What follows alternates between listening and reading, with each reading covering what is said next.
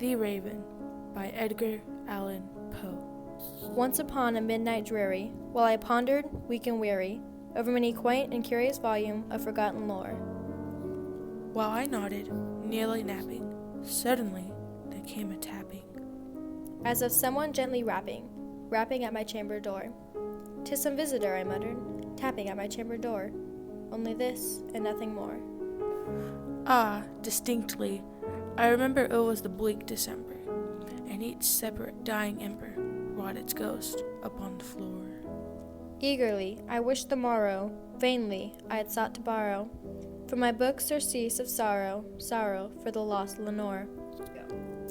For the rare and radiant maiden, whom the angels named Lenore, nameless here forevermore. And the silken, sad, uncertain rustling of each purple curtain thrilled me, filled me with fantastic terrors never felt before.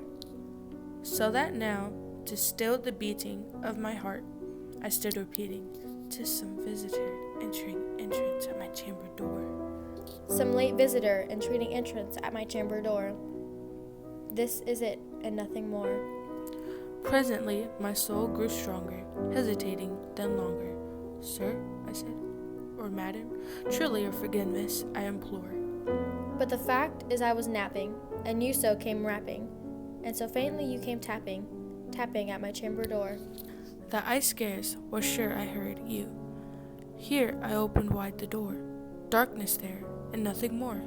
Deep into the darkness peering, long I stood there wondering, fearing, doubting, dreaming dreams no mortal ever dared to dream before. But the silence was unbroken, and the stillness gave no token. And the only word there spoken was the whispered word, "Lenore." This I whispered, and an echo murmured back the word, "Lenore?" Merely this, and nothing more. Back into the chamber turning, all my soul within me burning. Soon again I heard a tapping, somewhat louder than before. "Surely," said I, "surely that is something at my window lattice. Let me see, then, what its threat is, and this mystery explore." Let my heart be still a moment, and this mystery explore. 'Tis the wind, and nothing more. Open here, I flung the shutter, when, with many a flirt and flutter, in there stepped a stately raven of the saintly days of yore. Not the least obstinance made he, not a moment stopped or stayed he, but, with mien of lord or lady, perched above my chamber door.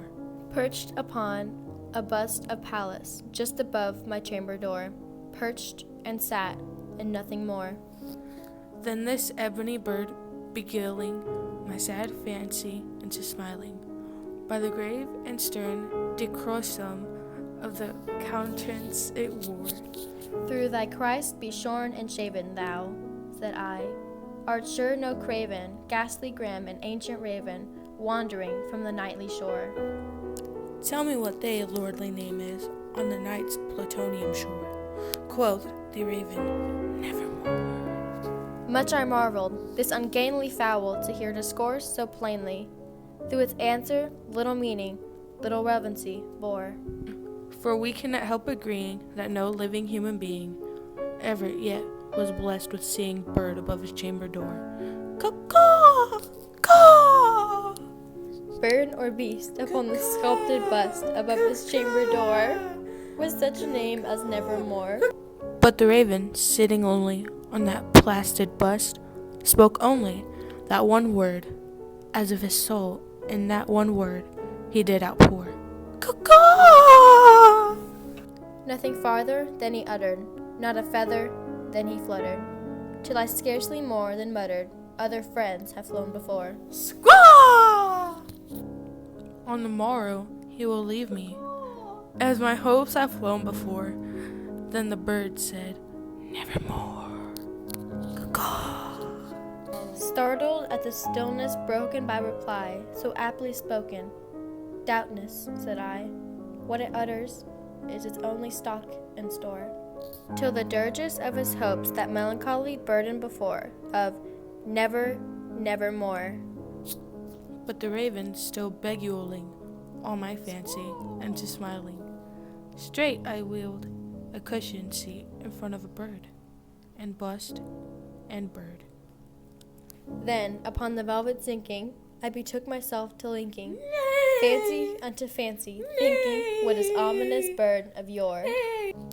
What this grim, ungainly, ghastly, gaunt, and ominous bird of yore meant in croaking, nevermore.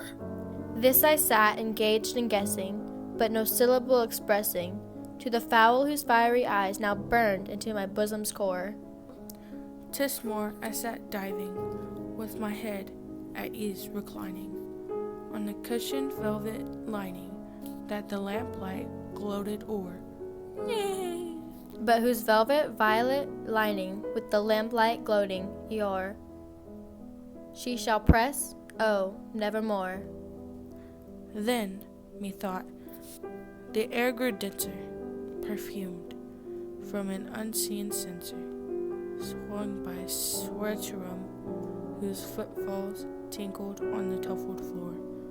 Wretch, I cried, that God hath sent thee, by these angels he hath sent thee, respite, and nepeth from my memories of Lenore.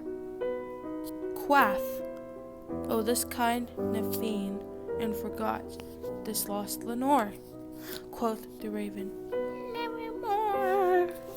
Quaff, oh quaff, this kind nepeth, and forgot his lost Lenore, quoth the raven, nevermore. Prophet, I said, thing of evil, prophet still, if bird or devil, whether temper sent, or whether tempest tossed thee here ashore. Desolate yet all undaunted, on this desert land enchanted, on this home by horror haunted, tell me truly, I implore. Is there balm in Gilead? Tell me, I implore. Quoth the raven, nevermore. Prophet, I said, a thing of evil, prophet still, if bird or devil, by that heaven that bends above us, by that God we both adore. Tell this soul with sorrow ladeneth, within the distant Adon, it shall clasp a sainted maiden, whom the angels Lenore. Clasp a rare and radiant maiden, whom the angels name Lenore. Quoth the raven, nevermore. Be that word our sign of parting, bird or fiend, I shrieked, upstarting. Get thee back on the tempest and the night's plutonium shore. Leave no black pume as a token of that lie thou soul hath spoken. Leave my loneliness unbroken, quit the bust above my door. And my soul from out that shadow that lies floating on the floor shall be lifted nevermore. Credits. Slides. Ariana Maldonado. Narrator. Allison Martin. Music, we don't know yet. www.poetryfoundation.org/poem/178713. Thank you!